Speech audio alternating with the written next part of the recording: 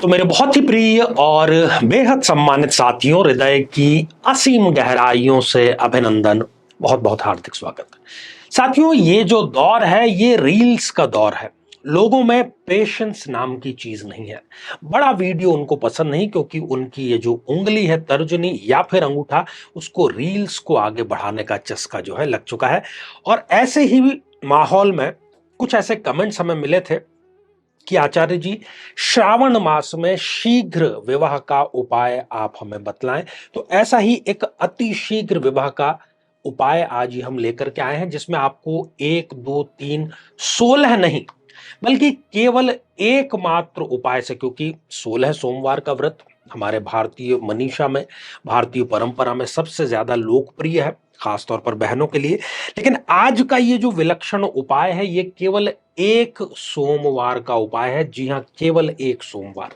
यदि एक सोमवार भी आप इसको पूरे श्रद्धा और समर्पण से कर देते हैं, तो आपको शीघ्र ही, कुछ हफ्तों में नहीं बल्कि कुछ दिनों में ही, एक विवाह का रिश्ता अवश्य आएगा। लेकिन कुंडली आप जरूर मिलाइएगा। साथियों, इसका चूंकि श्रावण मास अभी चल रहा है, तो श्रावण मास के सोमवार में यदि आप इसका प्रयोग करते हैं तो बहुत सुंदर और बहुत शीघ्र इसका रिजल्ट मिलेगा। और यदि आप किसी कारणवश श्रावण मास में नहीं कर पा रहे हैं, तो किसी भी शुक्ल पक्ष के प्रथम सोमवार को आप इसको कर सकते हैं। स्त्री पुरुष दोनों कर सकते हैं।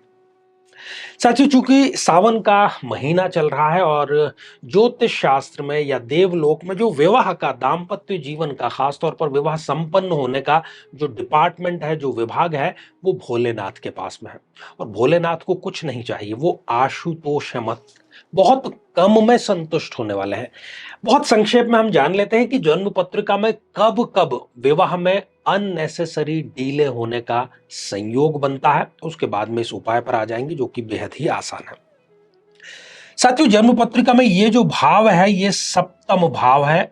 इसी से विवाह का निर्धारण होता है, शादी कब होगी यह निर्धारण होता है।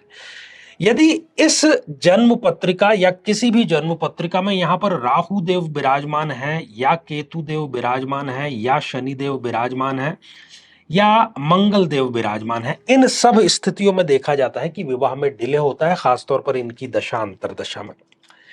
दूसरी स्थिति, साथियों, इस जो सप्तम भाव का लॉर्ड है आपकी जन्म पत्रिका में, वो यदि त्रिक भावों में विराजमान हो जाए, छठे भाव में, आठवें भाव में, या 12वें भाव में, या इसका ठीक उल्टा हो जाए कि छठे, आठवें या 12वें का मालिक सप्तम भाव में आकर के विराजमान हो जाए, या सप्तमेश जो है आपकी जन्म पत्रिका में वो 0 डिग्री का, या 1 डिग्री का, या 28 29 जैसी अंतिम डिग्रियों का हो जाए, या सप्तमेश अस्त हो जाए। इन सभी परिस्थितियों में तमाम कोशिशें, लगातार कोशिशें करने के बावजूद भी व्यक्ति का जो विवाह है वो संपन्न नहीं हो पाता। अब हम बात कर रहे हैं उस विलक्षण उपाय की। तो केवल 3 चीजों की आपको आवश्यकता है। थोड़ा सा पवित्र जल, उसमें थोड़ा सा दूध, और उसमें 5 बूंद श्वेत चंदन की 5 बूंदें आपको डालनी है। जल जो है वो अपने आप को किसी भी रूप में समाहित कर लेता है। जल जो है उसमें ग्रहणशीलता है, इसमें कोई भी दो राय नहीं है। और चंदन जो है वो कहीं ना कहीं प्रेम का, शीतलता का प्रतीक है। 3 चीजें आप किसी भी पात्र में, जिसमें आपको महादेव शिव पर अभिषेक करना है, उस पात्र में थोड़ा सा दूध और 5 बूंद श्वेत अर्थात सफेद चंदन की आपको चाहिए, वो मिक्स करके उसमें। और निकट के किसी भी महादेव मंदिर में आपको जाना है, पूरे श्रद्धा भाव से समर्पण करना है, अपनी प्रार्थना करनी है। हालांकि वो त्रिलोकीनाथ है, कोई भी बात उनसे छुपी नहीं, फिर भी आपको अपनी बात कहनी है कि शीघ्र विवाह के निमित्त मैं ये उपाय कर रहा हूं या कर रही हूं। और पुनः वापस घर लौट करके देखिए, मंदिर जाते समय और वापस पुनः घर तक पहुंचने तक किसी से आपको कोई भी वार्तालाप, बातचीत नहीं करनी है। और घर बैठ करके रुद्राक्ष की माला से 108 बार आपको इस मंत्र का जाप करना है। दधि शंख तुषाराभम क्षीरोदारणव संभवम नमामि शशिनम सोमम शंभोर मुकुट भूषणम।